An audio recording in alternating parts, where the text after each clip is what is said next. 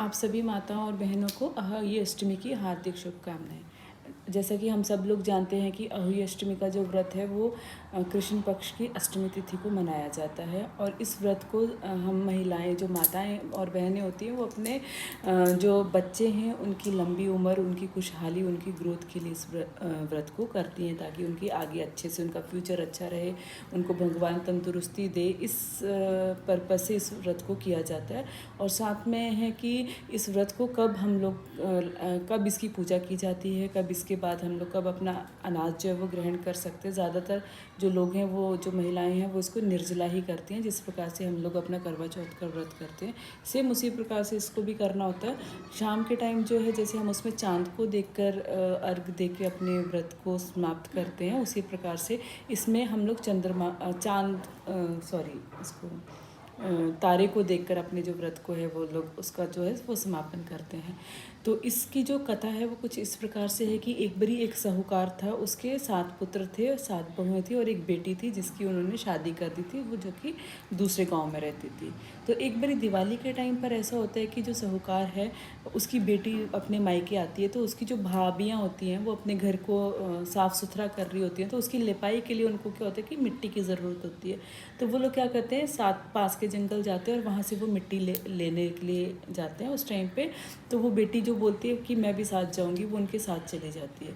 वहाँ जाकर क्या होता है, जिस टाइम वो मिट्टी को निकाल रही होती है अपनी खुरपी के साथ, उसको खुरच रही होती है, तो खुरचते खुरचते क्या होता है कि स्याहू का एक जो बच्चा है वो उसकी खुरपी से मर जाता है। जिससे क्या होती है कि स्याहू जो है वो बहुत ज़्यादा उसको गुस्सा आ जाता है, और वो उसको बोलती है कि मैं जो है, तुमने जिस प्रकार से मेरे बच्चे को मार दिया, तो मैं भी तुम्हें श्राप दूंगी, तुम्हारी कोख जो है उसको बांध दूंगी कि तुम्हारे जो है आगे वंश नहीं बढ़ेगा, तुम्हारे घर पे बच्चे नहीं होंगे। तो वो बहुत पछताती है इस बात को लेकर कि मेरे से तो अनजाने में ये भूल हो गई है, मैंने जानबूझ के तो नहीं मारा। तो वो अपनी भाभीियों के पास जाती है और उनसे रिक्वेस्ट करती है कि प्लीज़, एक एक करके सबसे रिक्वेस्ट करती है कि ये मेरे से ऐसा हो गया है, तो इसके बदले में स्याहू जो है वो मुझसे बहुत नाराज़ है और वो मेरी कोख बांधना चाह रही है। तो कोई एक भाभी जो है वो अपना मेरे बदले अपनी कोख बंधवा लो। तो सारी भाभियाँ मना कर देती हैं, लेकिन जो सबसे छोटी वाली भाभी होती है वो बोलती है कि ठीक है, मैं तुम्हारे लिए ये कर लूँगी।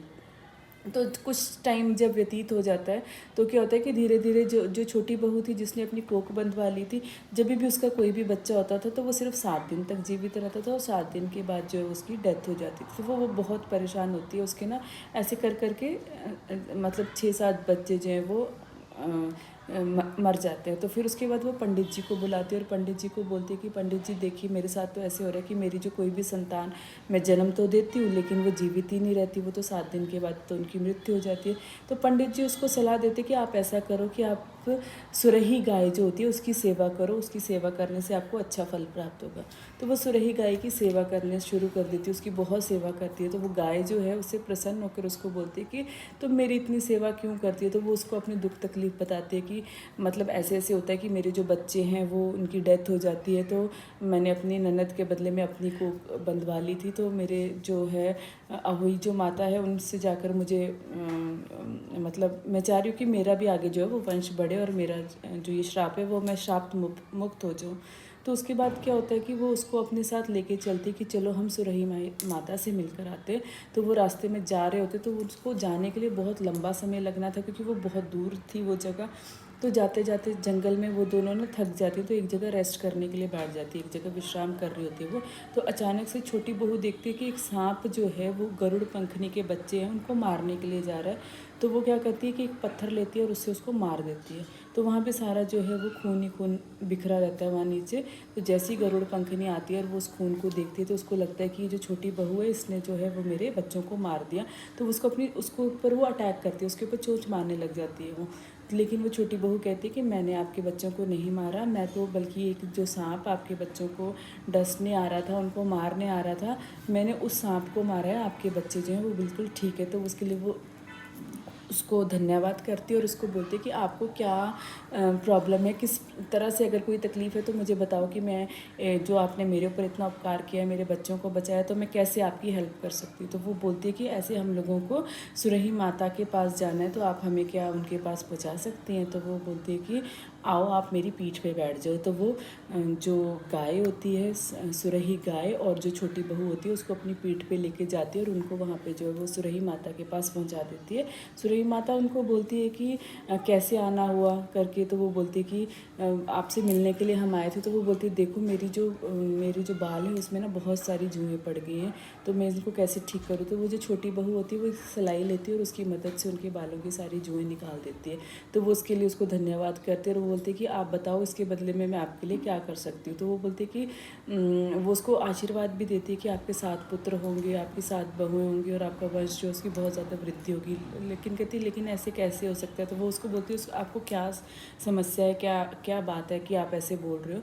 तो छोटी बहू बोलती है कि मैं एक ही शर्त पे बताऊंगी, अगर आप मेरी उस जो मेरे को जो श्राप मेरे ऊपर है आप उसको मेरे को उससे मुक्त करेंगी। तो फिर वो उसको बताती है कि ऐसे करके जो आपने जो है वो मेरी कोख को बांध रखा है।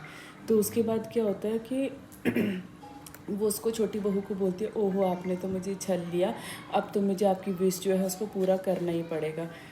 तो वो उसके बाद क्या करती है उसको शाप मुक्त कर देती है। और वो जैसे ही घर जाती है तो घर जाके देखते हैं कि वहाँ पर उसके 7 पुत्र होते हैं और उसकी 7 जो वो बहुएं ऑलरेडी घर पे उसका वेट कर रही होती है। तो वो बहुत ज़्यादा खुश हो जाती है।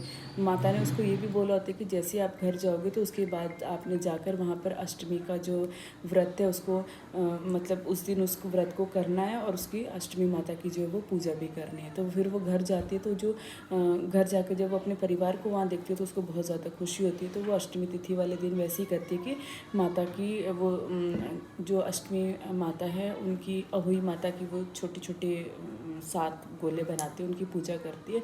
तो जब वो पूजा शुरू करने वाली होती है तो उससे पहले जो उसकी जेठानियाँ होती हैं वो बोलती हैं कि अपने बच्चों को बोलती है कि जल्दी से देख कर आओ। कि मतलब वो बोलते हैं कि हम लोग इससे पहले कि छोटी बहू अपना रोना पीटना शुरू करते हैं, मतलब उसके बच्चे नहीं है तो वो उसके उनके लिए उनके वियोग में वो रोती है। तो ऐसा है कि हम लोग क्या करते हैं कि उनके इस काम को शुरू करने से पहले अपनी पूजा ख़त्म कर देते हैं, लेकिन उनको बहुत देर तक उसके रोने की कोई आवाज़ सुनाई नहीं देती।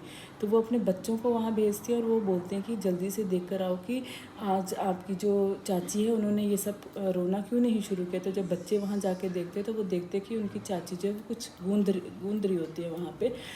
तो वो आके अपनी माँ को बताते हैं कि ये चाची तो अपना काम कर रही हैं, पूजा कर रही हैं। तो फिर वो आके जब देखते हैं कि मतलब उनके तो सारा परिवार सब कुछ खुशहाली से है, तो वो उनको बताती है कि ऐसे ऐसे मैंने उनकी सेवा की थी, फिर मैं माता के पास गई थी तो उन्होंने मेरे को जो है वो कष्ट मुक्त कर दिया। तो मतलब अब मेरे पास मेरे बहुएँ और मेरे बेटे हैं, तो मैं इस चीज़ से बहुत ज़्यादा खुश हूँ।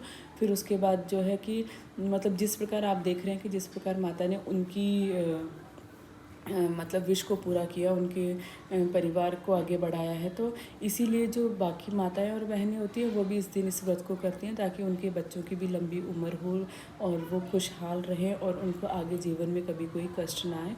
तो इसी के साथ मैं आप सबसे विदा लेती हूँ। जय माता दी।